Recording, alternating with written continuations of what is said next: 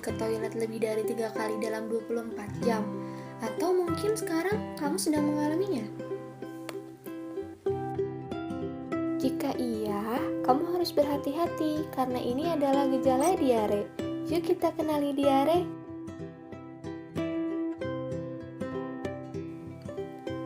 Apa sih itu diare? Diare merupakan buang air besar dengan tinja berbentuk cair atau setengah cair yang terjadi lebih dari 3 kali dalam satu hari. Diare dibagi menjadi dua, yaitu diare akut dan diare kronis. Diare akut berlangsung antara 1-14 hari, sedangkan diare kronis terjadi lebih lama, yaitu lebih dari 14 hari. Lalu, kenapa sih bisa terjadi diare?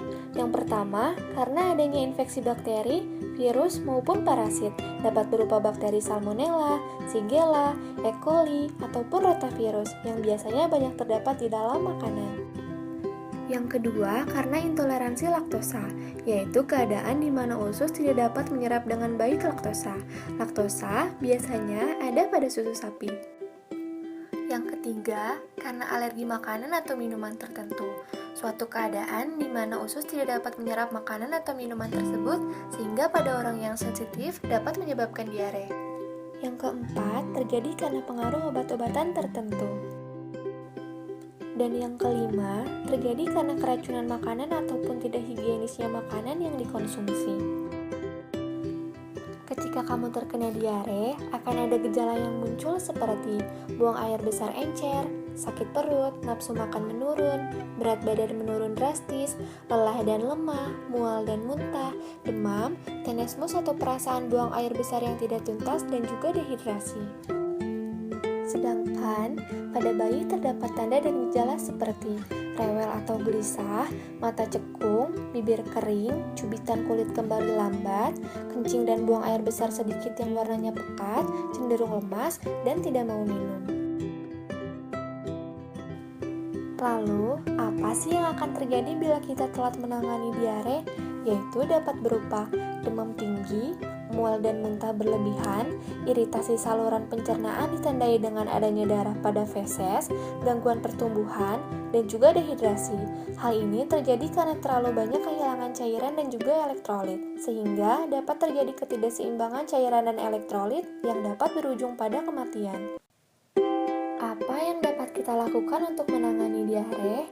Yang pertama, minum Oralit dengan dosis 1 gelas untuk balita dan 1,5 gelas untuk dewasa.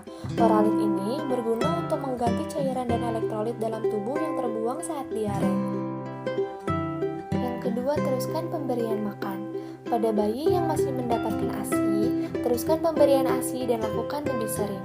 Pada balita yang sudah mendapatkan makanan, berikan lebih sering untuk mencegah anak kekurangan gizi. Yang ketiga, berikan obat zinc. Zinc adalah zat gizi mikro yang penting bagi kesehatan, pertumbuhan, dan perkembangan. Kadar zinc akan berkurang drastis pada saat diare. Maka dari itu, perlunya penggantian kadar zinc dalam tubuh. Dan yang keempat, bila diare berlanjut lebih dari 3 hari setelah penanganan, segera bawa ke dokter atau fasilitas kesehatan terdekat. Lalu, bagaimana cara mencegah diare? Yang pertama, jaga lingkungan rumah dan juga lingkungan sekitar supaya tetap bersih. Yang kedua, hindari makanan mentah dan kotor. Yang ketiga, gunakan bahan segar yang telah dicuci bersih. Imunisasi lengkap pada anak. Yang kelima, berikan ASI eksklusif selama 6 bulan. Dan yang terakhir, rajin cuci tangan dengan sabun dan air mengalir.